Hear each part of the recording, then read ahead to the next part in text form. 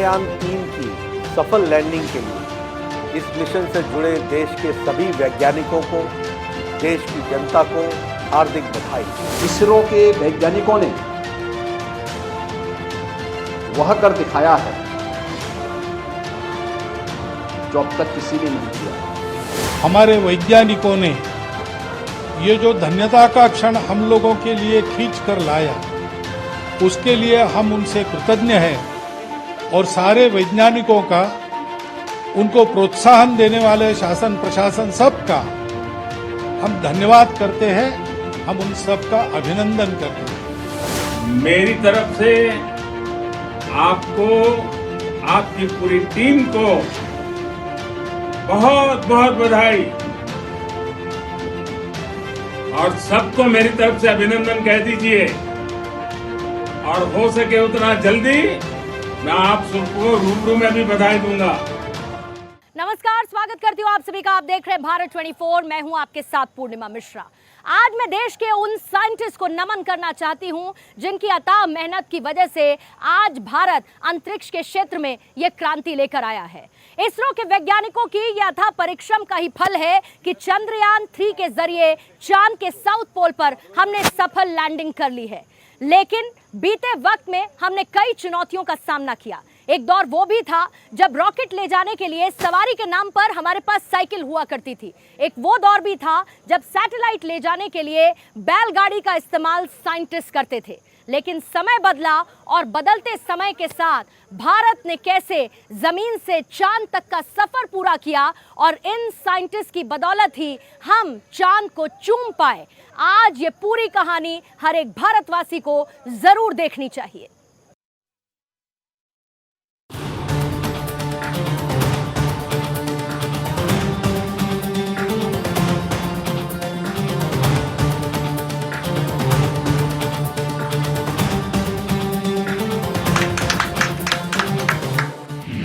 ये कहानी है चांद पर सबसे बड़ी उड़ान की।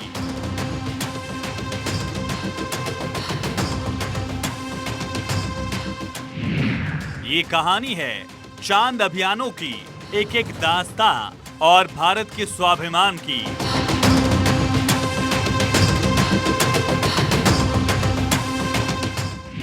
ये कहानी है भारत के ज्ञान और विज्ञान को मिलने वाले सम्मान की।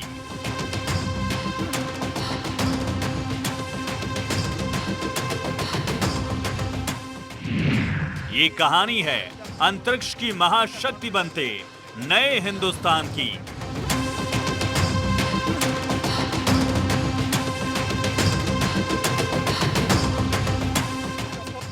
हर हिंदुस्तानी के लिए गर्व की इन तस्वीरों की बुनियाद सालों पहले रखी गई थी और वो ऐतिहासिक दिन था 1962।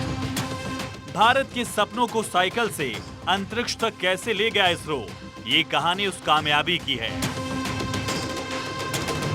अंतरिक्ष में भारत को चमकाने वाले इसरो और देश के पहले रॉकेट की कहानी उतनी ही दिलचस्प है जितनी आज चंद्रयान-3 की कामयाबी की।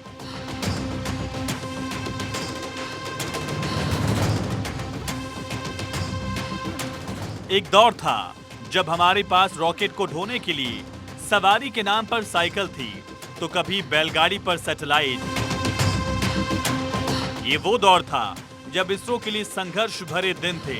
उन दिनों कम बजट और संसाधन की कमी ऐसी कि रॉकेट को साइकिल से ले जाना पड़ता था। भले वक्त के साथ ये तस्वीरें धुंधली हो गई हैं, लेकिन आज भी हर हिंदुस्तानी की आंखों में इन तस्वीरों की चमक बरकरार है।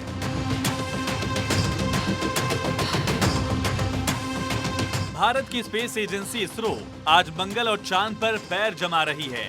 इसरो ने बहुत कम समय में स्पेस जगत में अपनी अलग पहचान बनाई। जिन मिशन को अमेरिका और रूस जैसे देश कई प्रयासों में कर पाए, भारत ने वो अपने पहले ही प्रयास में कर दिखाया। आज इसरो जिन ऊंचाइयों को छू रहा है, उसमें सबसे बड़ा हाथ वैज्ञानिक विक्रम साराभाई का है। विक्रम साराभाई ने ही भारतीय अंतरिक्ष अनुसंधान संगठन यानी इसरो की नींव रखी थी। आज से करीब 61 साल पहले यानी 1962 में देश के महान वैज्ञानिक विक्रम साराभाई के कहने पर सरकार ने Indian national committee for space research INCOSPAR बनाया था। 15 अगस्त 1969 को इनकोस्पार का नाम बदलकर भारतीय अंतरिक्ष अनुसंधान संगठन यानी इसरो रखा गया। इसरो का मुख्य उद्देश्य स्पेस टेक्नोलॉजी का विकास और उनका इस्तेमाल करना है। इसरो की कहानी शुरू होती है साल 1962 में। तब तत्कालीन प्रधानमंत्री जवाहरलाल नेहरू ने फैसला लिया कि भारत भी अंतरिक्ष में अपनी मजबूत उपस्थिति दर्ज कराएगा। इसी साल नेहरू ने भारतीय राष्ट्रीय अंतरिक्ष अनुसंधान समिति यानी इंकोस्पार की स्थापना की और तुम्बा भूमध्य रेखीय रॉकेट लॉन्चिंग सेंटर TERLS ने काम करना शुरू किया। भारत के अंतरिक्ष कार्यक्रम की यह औपचारिक शुरुआत थी। 15 अगस्त 1969 को इंकोस्पार का नाम इसरो कर दिया गया। इस तरह भारत को अपनी अंतरिक्ष एजेंसी मिली।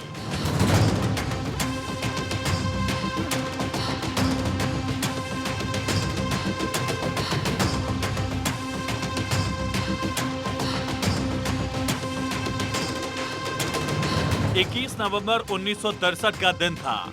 इस दिन भारतीय वैज्ञानिकों ने केरल के तिरुवनंतपुरम के करीब तुम्बा से पहला रॉकेट लॉन्च किया। साराभाई के पास गिने चुने वैज्ञानिकों की टीम थी और पैसों की तंगी भी। तब हालात ये थे कि रॉकेट को साइकिल पर रखकर ले जाया गया। इतना ही नहीं, और रॉकेट लॉन्च के लिए कोई जगह भी नहीं थी। इसे एक चर्च से लॉन्च किया गया था। चर्च की इमारत को ही दफ्तर बनाया गया।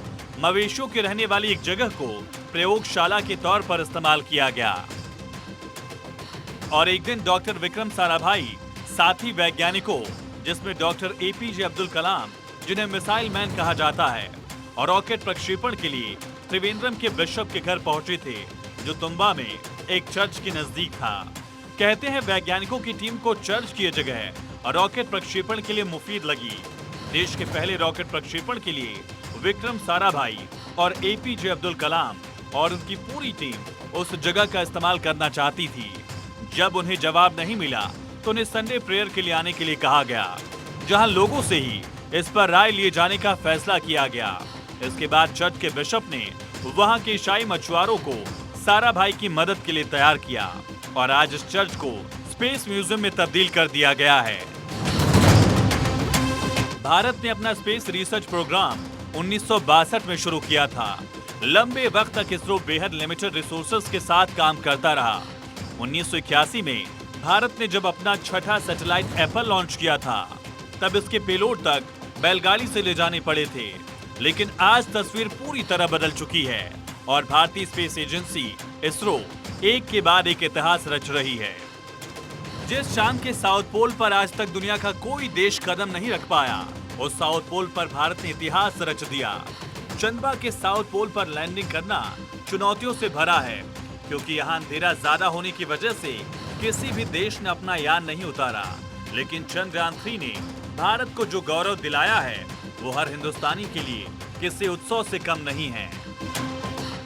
बिकॉज ये जो साउथ पोल है, वो जगह को जिसमें शायद पानी भी है, तो उसकी एक्सप्लोरेशन अभी कोई ने नहीं किया। तो India is doing it for the planet और फॉर सारी ह्यूमैनिटी के लिए हम कर रहे हैं। वो एक सोचने की बात है। दूसरा है कि अपने जो साइंटिस्ट में जो कॉन्फिडेंस है कि हम अपनी तरीके से हम जाएंगे, हम रेस के मुताबिक नहीं जा रहे हैं। हमारे रेस कोई के साथ नहीं है, हम प्लैनेट के मुताबिक कर रहे हैं, तो रेस के मुताबिक नहीं कर रहे। तो इसलिए जो तरीका ढूंढा कि पहले अर्थ को ऑर्बिट करेंगे, बाद में हम मून को ऑर्बिट करेंगे, धीरे से नीचे आएंगे और संभाल के स्लो एंड स्टेडी से हम लैंड करेंगे और अच्छी एक्सपेरिमेंट्स करेंगे। इसरो आज भारत का गौरव है। इसके बाद अंतरिक्ष के क्षेत्र में भारत की जो उड़ान शुरू हुई, वो आज पूरी दुनिया में कामयाबी की इबारत लिख रही है। 5 दशक बाद हम चांद, मंगल और उससे कहीं आगे तक भारत अपनी यान भेज रहा है। ये इसरो की कामयाबी और उसके वैज्ञानिकों की मेहनत का नतीजा है। इसरो की कहानी भारत की कहानी है। अंतरिक्ष में उसकी महत्वाकांक्षाओं के विस्तार की कहानी है। इसरो का इतिहास भारत की अनंत जिज्ञासा का इतिहास है। इसरो के बनने के समय महान वैज्ञानिक विक्रम साराभाई का यही विचार ही था, जिसने आज भारत को स्पेस की दुनिया में कई विकसित देशों के बीच खड़ा कर दिया है।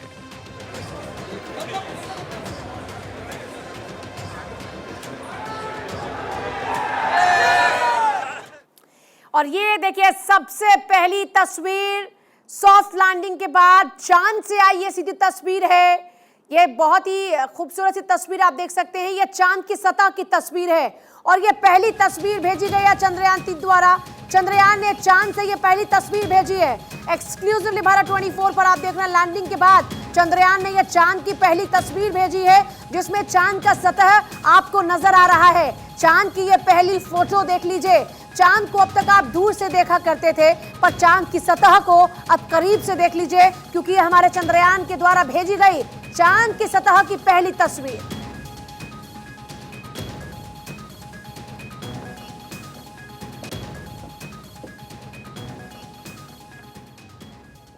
हिंदुस्तान बदलती तस्वीर के साथ अब एक नई स्पेस क्रांति का आगाज करने जा रहा है। मून पर अब तक 110 बार कोशिशें हुई जिसमें से 42 असफल रहीं।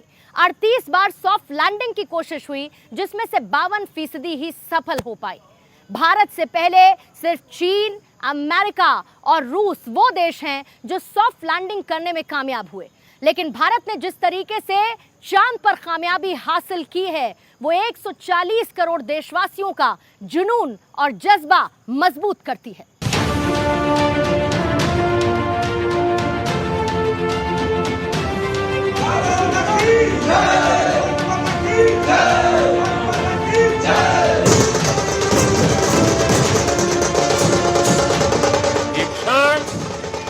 जीत के चंद्र पथ पर चलने का है। नए भारत के सामर्थ्य और शक्ति का जोरदार प्रदर्शन है। अंतरिक्ष का नया बॉस इंडिया। लैंडर मॉड्यूल पूरी तरह से सेफली और सॉफ्टली चंद्रमा की सतह पे लैंड हो चुका है। चंद्रकांति से मुट्ठी में दुनिया।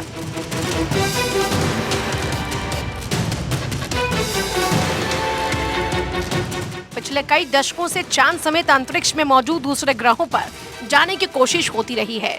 दूसरे ग्रहों पर जीवन और उनके राज जानने की कोशिश में तमाम स्पेस मिशन चलाए जाते हैं। चांद पर सॉफ्ट लैंडिंग के बाद पूरी दुनिया की नजरें भारत को टकटकी लगाए देख रही हैं। जी हाँ, आप अपनी स्क्रीन पे देख सकते हैं कि हम लैंडर मॉड्यूल।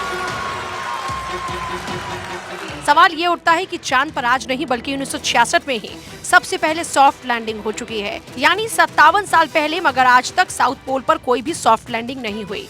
तो इसके पीछे क्या वजह है? आखिर चांद पर ऐसा क्या है कि चांद छूने की जिद हो रही है? चांद पर पहुंचने की होड़ में पूरी दुनिया लगी है।